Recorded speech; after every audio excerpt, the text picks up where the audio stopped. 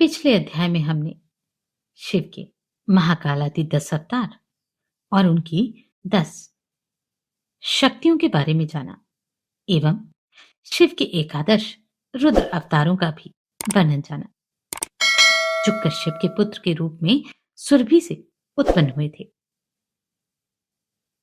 इस अध्याय में हम शिव जी के दुर्वासा अवतार की कथा जानेंगे।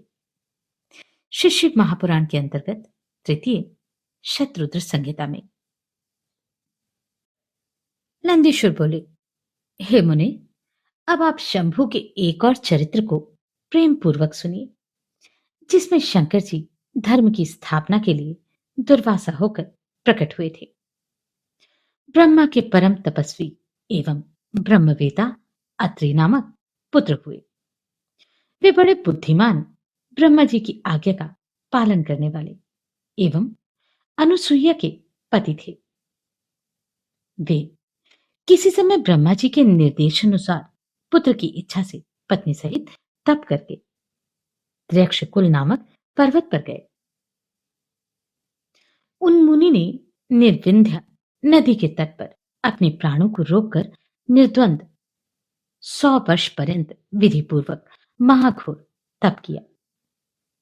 उन्होंने अपने मन में निश्चय किया कि जो एकमात्र अविकारी, अनिर्वचनीय महाप्रभु ईश्वर हैं, वे मुझे श्रेष्ठ पुत्र प्रदान करेंगे।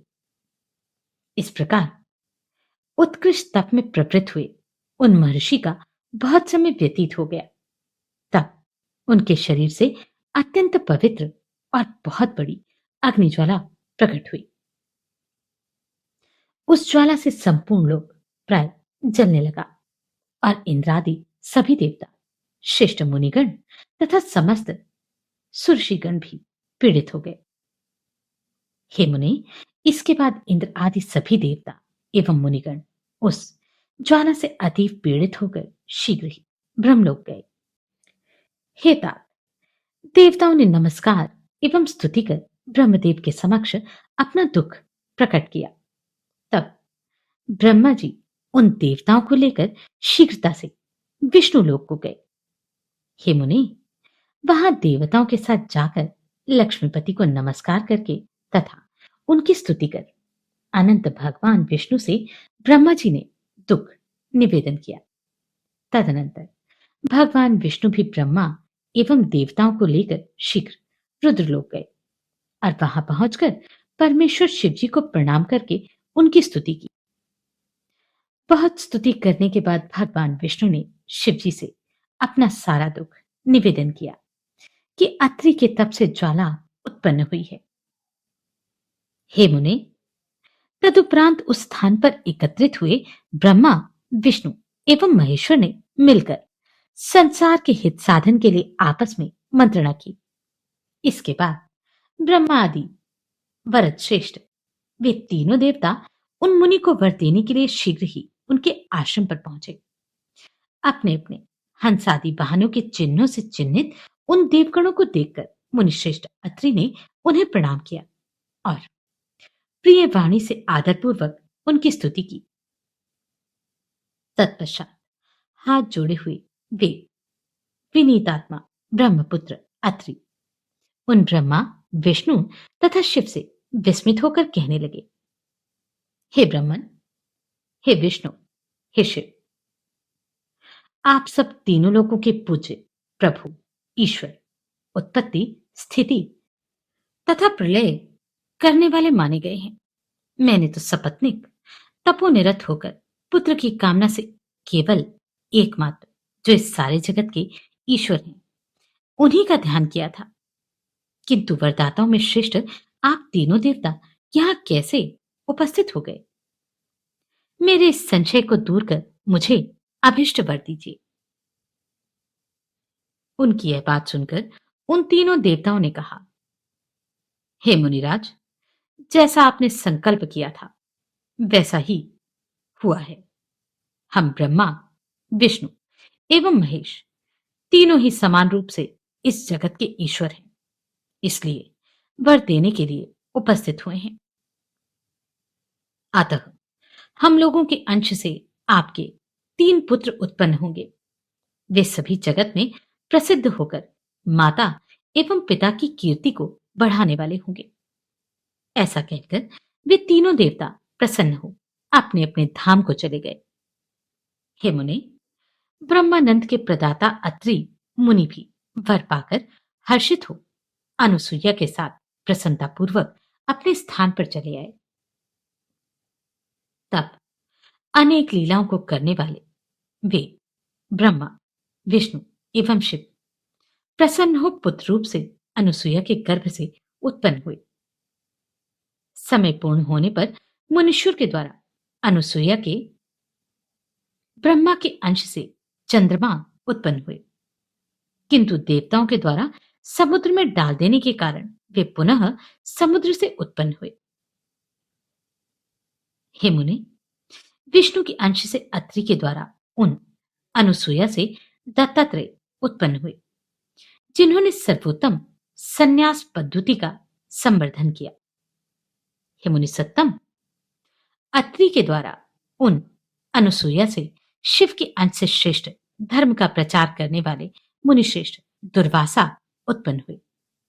रुद्र ने दुर्वासा के रूप में प्रकट होकर ब्रह्म तेज को बढ़ाया और दयापूर्वक बहुतों के धर्म की परीक्षा भी ली। हे मुनीश्वर, सूर्यवंश में उत्पन्न जो अम्बरीश नामक राजा थे, उनकी परीक्षा दुर्वासा ने ली थी। उस आख्यान को आप सुनिए। वे नृपश्रेष्ठ अम्बरीश 7 द्वीपों वाली पृथ्वी के स्वामी थे। एकादशी के व्रत में स्थित होकर वे दृढ़ नियम का पालन करते थे। उन राजा का यह दृढ़ संकल्प था कि मैं एकादशी व्रत कर द्वादशी को पारण करूंगा। शंकर जी के अंश से उत्पन्न हुए मुनिश्रेष्ठ दुर्वासा उनके इस नियम को जानकर अपने अनेक शिष्यों को साथ ले उनके समीप गए। उस दिन स्वल्प द्वादशी जानकर राजा ने पारण करने के लिए जो ही भोजन करने का विचार किया, उसी समय शिष्यों सहित दुर्वासा वहां आ पहुंचे। तब राजा ने उन्हें भोजन के लिए निमंत्रित किया। उस समय मुनि दुर्वासा शिष्यों के साथ स्नान करने के लिए चले गए और राजा की परीक्षा लेने के लिए उन्होंने वहां बहुत विलंब कर दिया।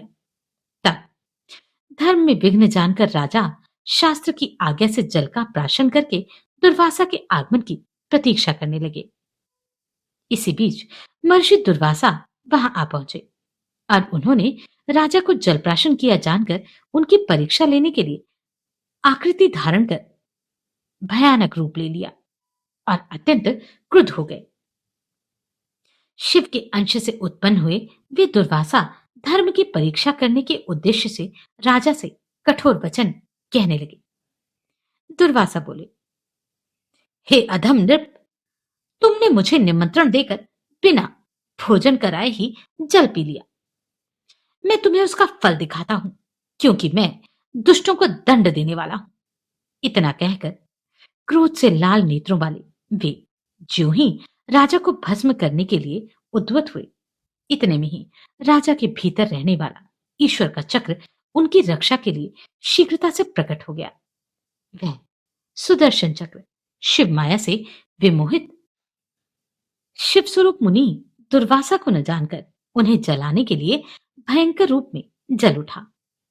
इसी समय अशरीरी आकाशवाणी ने विष्णु रूपी ब्राह्मण भक्त महात्मा अम्बरीश से कहा।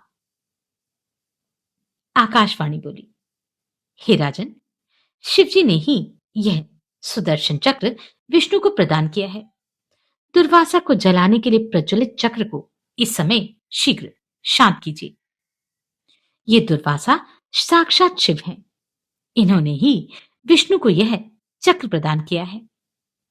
हे नृपश्रेष्ठ, इन्हें सामान्य मुनि मत जानिए।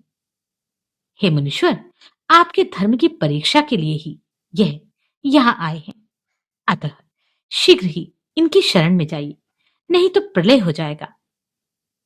नंदीश्वर बोले, हे मुनीश्वर, ऐसा कहकर आकाशवाणी शांत हो गई। तब वे अम्बरीश भी शिव के अंश स्वरूप उन मुनि की स्तुति आदर से करने लगे।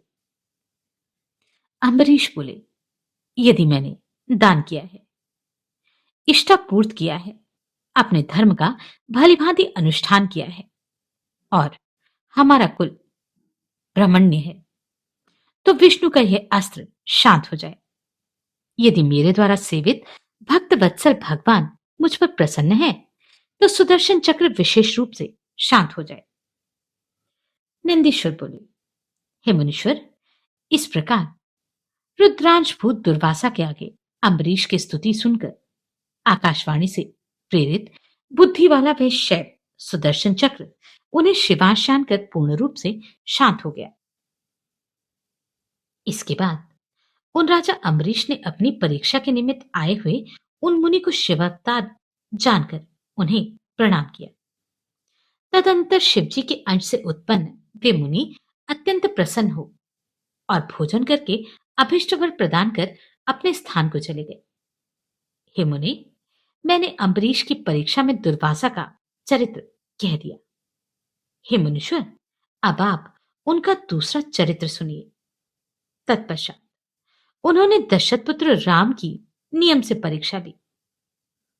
काल जब मुनि का रूप धारण कर श्री रामचंद्र जी से भेंट करने के लिए पहुंचा, तब उसने राम से एक अनुबंध किया और कहा, मैं आपसे कुछ बात कहूंगा, किंतु यदि उस समय कोई तीसरा पहुंचा तो वह आपका वध्य होगा। रामचंद्र जी ने तथास्तु कहकर लक्ष्मण को पहरे पर नियुक्त कर दिया और काल से एकांत में बातचीत करने लगे। इसी बीच वहां दुर्वासा पहुंचे। उन्होंने लक्ष्मण से कहा, मैं आवश्यक कार्य से रामचंद्र से मिलना चाहता हूं।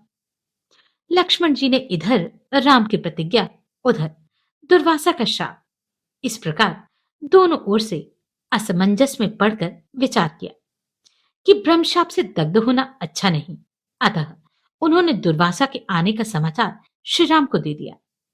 हे मुनि, इस प्रकार दुर्वासा के द्वारा हठपूर्वक भेजे जाने पर श्री राम ने अपनी प्रतिज्ञा के अनुसार तत्क्षण लक्ष्मण को त्याग दिया।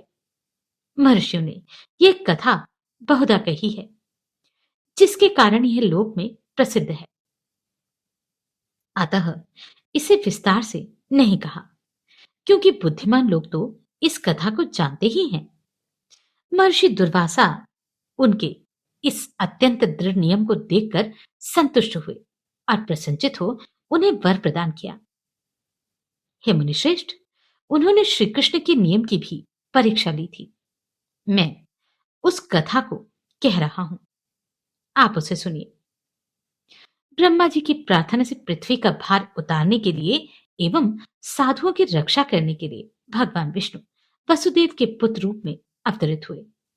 श्री कृष्ण नाम वाले विष्णु ने ब्रह्मद्रोही, खलों, दुष्टों एवं महापापियों का संहार करके समस्त साधुओं एवं ब्राह्मणों की रक्षा की।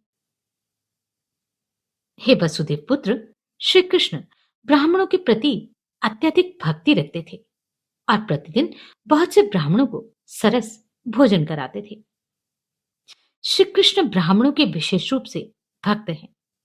जब वे इस प्रसिद्धि को प्राप्त हुए, तब हे मुनि, उन्हें देखने की इच्छा से वे दुर्वासा मुनि कृष्ण के पास पहुंचे। उन्होंने श्री कृष्ण एवं रुक्मणी को रथ में जोत दिया और उस रथ पर स्वयं सवार होकर उन्हें हाँकने लगे। श्री कृष्ण एवं रुक्मणी ने बड़ी प्रसन्नता के साथ उस रथ का वहन किया।